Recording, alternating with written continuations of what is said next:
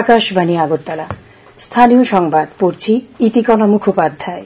এখনকার বিশেষ বিশেষ খবর হল, ত্রয়োদশ বিধানসভার পঞ্চম অধিবেশন আগামীকাল থেকে আগরতলায় শুরু হচ্ছে। রাজ্য থেকে রাজ্যসভার একমাত্র আসনের উপনির্বাচনে ভারতীয় জনতা পার্টির প্রার্থী রাজীব ভট্টাচার্য জয়ী হয়েছেন।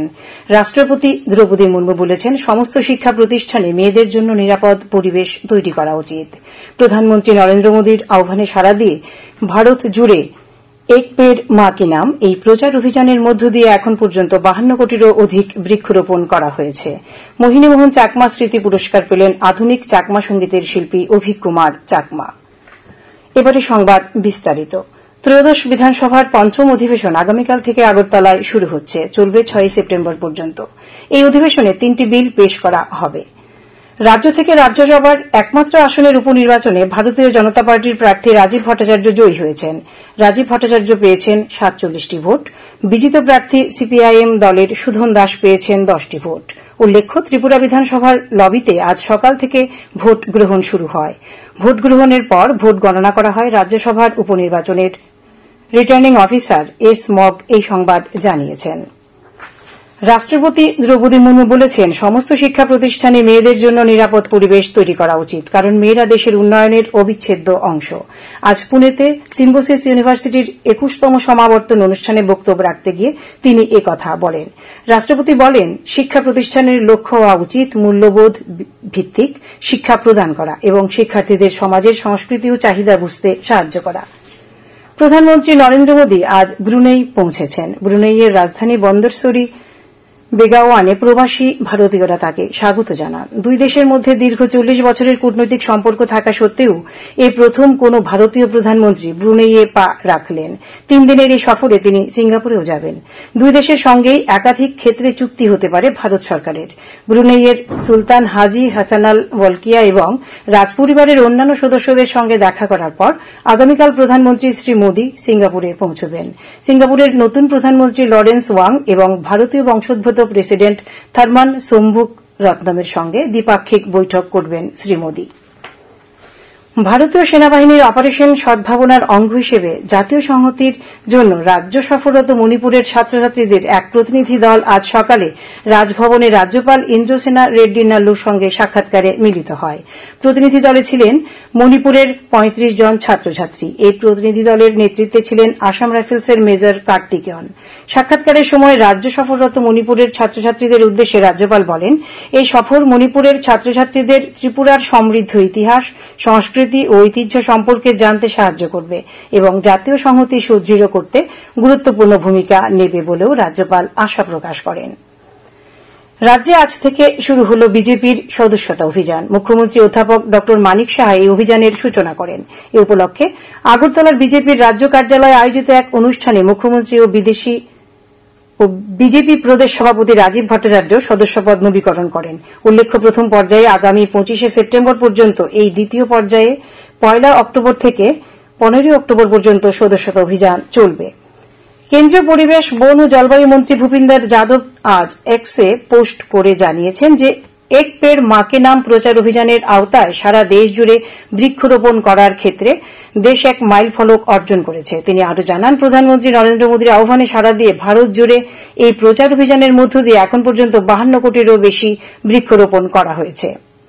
প্রধানমন্ত্রীর আহ্বানে সাড়া দিয়ে আজ আকাশবাণী আগরতলা কেন্দ্রে এক পেড় মা কে নাম শীর্ষক অভিযানের অঙ্গ হিসেবে এক বৃক্ষরোপণ কর্মসূচি অনুষ্ঠিত হয়। আকাশবাণী আগরতলা কেন্দ্রের আধিকারিকরাও কর্মীবৃন্দ বিভিন্ন প্রজাতির গাছের চারা রোপণ করেন।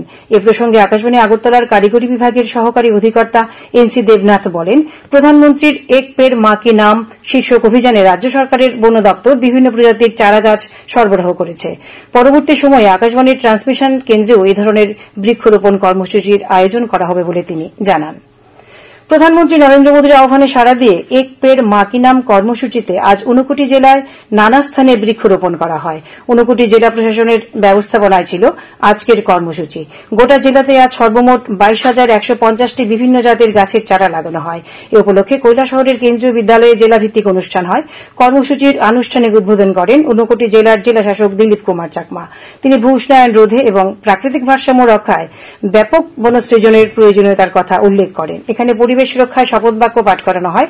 আজকের কর্মসূচিতে উপস্থিত ছিলেন ঊনকোটি জেলার পুলিশ সুপার কামতা জাহাঙ্গীর, জেলা বন আধিকারিক কৃষ্ণগোপাল রায় প্রমুখ। কেন্দ্রীয় শ্রম ও কর্মসংস্থান মন্ত্রক সমাজে আর্থিকভাবে অসুবিধাজনক অবস্থায় থাকা প্রান্তিক শ্রমিকদের কথা চিন্তা করে প্রধানমন্ত্রী আবাস যোজনার সুবিধা সম্প্রসারণের উদ্যোগ নিয়েছেন। কেন্দ্রীয় কর্মসংস্থান মন্ত্রকের পক্ষ থেকে প্রধানমন্ত্রীর আবাস যোজনা সমাজের প্রান্তিক অংশের বিশেষত অভিবাসী শ্রমিক, নির্মাণ শ্রমিক, চলচ্চিত্র শিল্পে যুক্ত শ্রমিক, কয়লা নয় এমন খনিজ শ্রমিক, চুক্তিভিত্তিক শ্রমিক এবং অন্যান্য অসংগঠিত ক্ষেত্রের শ্রমিকদের অন্তর্ভুক্ত করার জন্য রাজ্য সরকারগুলোর কাছে চিঠি পাঠানো হয়েছে। খবর শুনছেন আকাশবাণী আগরতলা কেন্দ্র থেকে।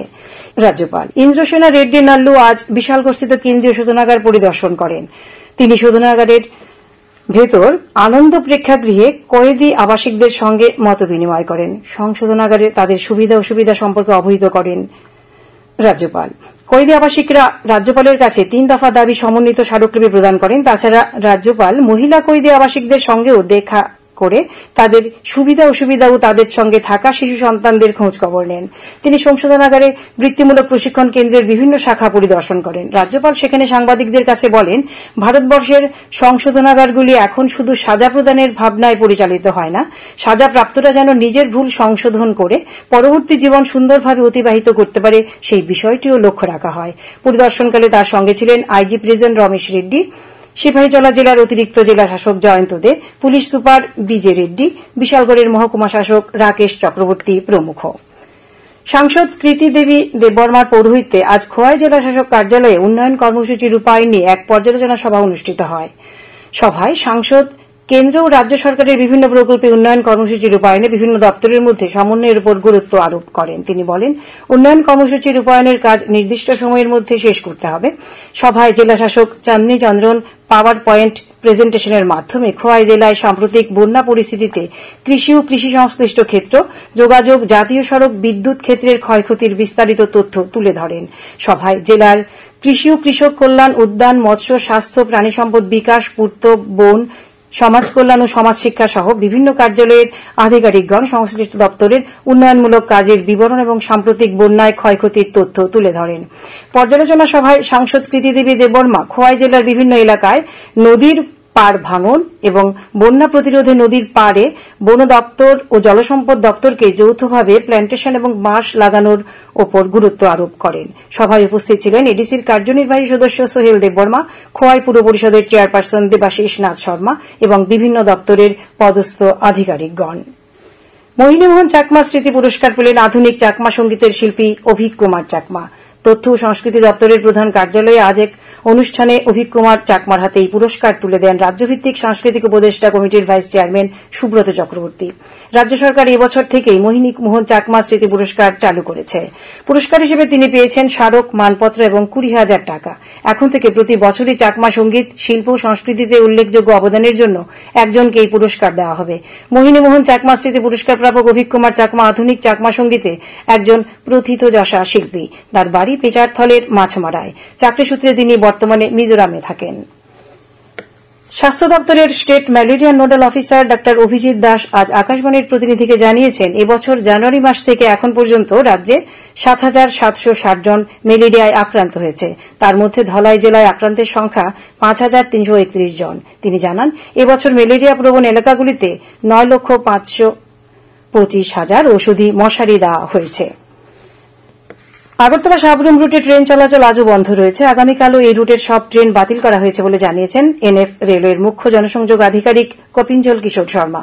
তিনি জানান, আগরতলা সাবরুম রুটের রেল লাইনের উপর থেকে ধস পরিষ্কার করা হয়েছে এবং ওই অংশটিতে রেল চলাচলের সম্পূর্ণ উপযোগী করে তোলার কাজ চলছে।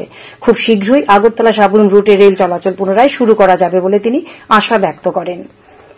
এবারে খেলার খবর। ত্রিপুরা ফুটবল অ্যাসোসিয়েশন পরিচালিত চন্দ্রস্মৃতি ঘরোয়া প্রথম ডিভিশন লীগ ফুটবল প্রতিযোগিতার টাউন ক্লাব ও জুয়েলস অ্যাসোসিয়েশনের খেলা আজ ড্র হয়েছে। উমাকান্ত মিনি স্টেডিয়ামে অনুষ্ঠিত ম্যাচটি গোলশূন্যভাবে শেষ হয়, ফলে উভয় দল 1 পয়েন্ট করে পায়। আবহাওয়া। আগামীকাল আকাশ সাধারণত মেঘাচ্ছন্ন থাকবে। রাজ্যের সব জেলায় বিক্ষিপ্তভাবে বজ্রবিদ্যুৎ সহ বৃষ্টিপাতের সম্ভাবনা রয়েছে। আগামীকাল তাপমাত্রা সর্বোচ্চ 34 ডিগ্রি সেলসিয়াস এবং সর্বনিম্ন 26 ডিগ্রি সেলসিয়াসের কাছাকাছি থাকবে। আজ দিনের সর্বোচ্চ তাপমাত্রা ছিল 32.6 ডিগ্রি সেলসিয়াস এবং সর্বনিম্ন 26 ডিগ্রি সেলসিয়াস। শেষ করার আগে খবরের বিশেষ বিশেষ অংশগুলো আরও একবার। ত্রয়োদশ বিধানসভার পঞ্চম অধিবেশন আগামীকাল থেকে আগরতলায় শুরু হচ্ছে।